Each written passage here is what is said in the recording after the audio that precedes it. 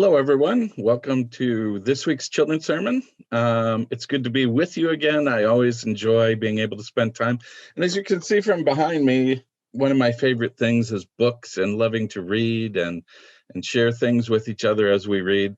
I want to share with you this morning a story that we used to read to our children a lot as they were growing up. And so I will put it up here on the screen so you can see it.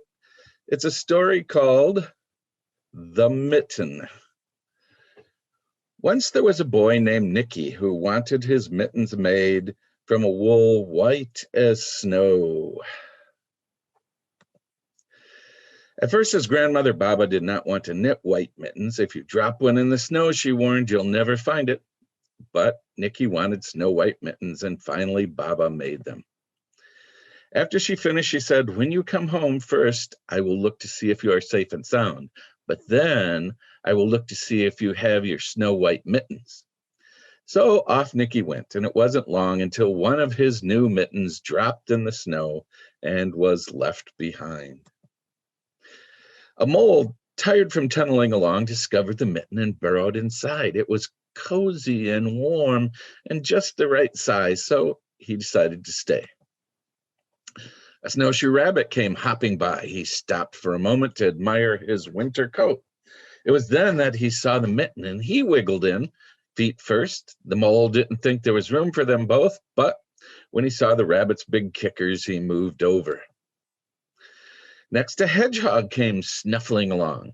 Having spent the day looking under wet leaves for things to eat, he decided to move into the mitten and warm himself. The mole and the rabbit were bumped and jostled, but not being ones to argue with someone covered with prickles, they made room. As soon as the hedgehog disappeared into the mitten, a big owl, attracted by the commotion, swooped down.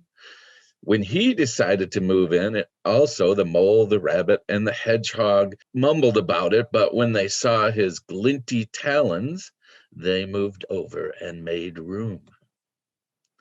Up through the snow appeared a badger. He eyed the mitten and began to climb in. The mole, the rabbit, the hedgehog, the owl were not pleased. There was no room left, but when they saw his diggers, they gave him the thumb.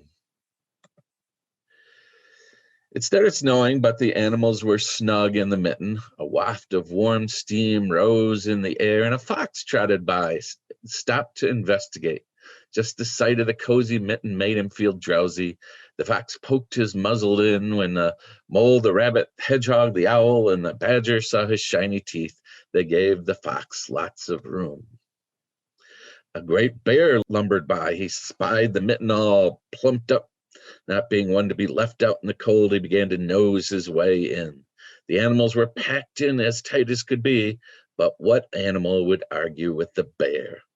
The mitten swelled and stretched. It was pulled and bulged to many times its size, but Baba's good knitting held fast. Along came a meadow mouse, no bigger than an acorn. She wriggled into the one space left and made herself comfortable on the top of the great bear's nose. The bear, tickled by the mouse's whiskers, gave an enormous sneeze. Achoo! The force of the sneeze shot the mitten up into the sky and scattered the animals in all directions.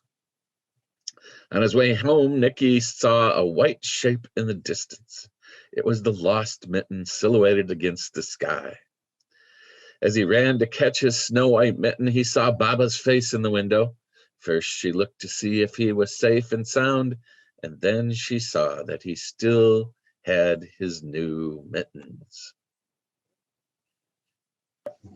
Well, that's one of those stories I've always found fun. It was fun for my children when they were growing up, but it made me think of something else. That God's love is big enough for all of us to kind of find a place inside of. Nobody might have imagined that mitten was big enough for all those animals, and yet they all found a place inside. And I think in God's love, we all find a place of warmth and comfort when we need it most, when things are chilly in our life and it's difficult. God's love surrounds us and keeps us warm. But another part of it is also that we snuggle together. We come together in God's love, and we support each other, and we care for each other. And in that love, in that light, we all find warmth and comfort together. So what I want you to know is that whenever you're struggling and it seems like life is cold and it's hard, God's light, God's love surrounds us. And in that, we find warmth and comfort when we can't find it anywhere else. And then, as God's people, we're drawn together to comfort and to care for one another. Maybe, though it seems a little silly, life is like that huge mitten when we're surrounded by God's love. There's always comfort and warmth. May you find comfort and warmth throughout this week, not only in the warm clothes you wear for the winter, but in most of all in the love of God and the care of one another. We'll talk to you again soon.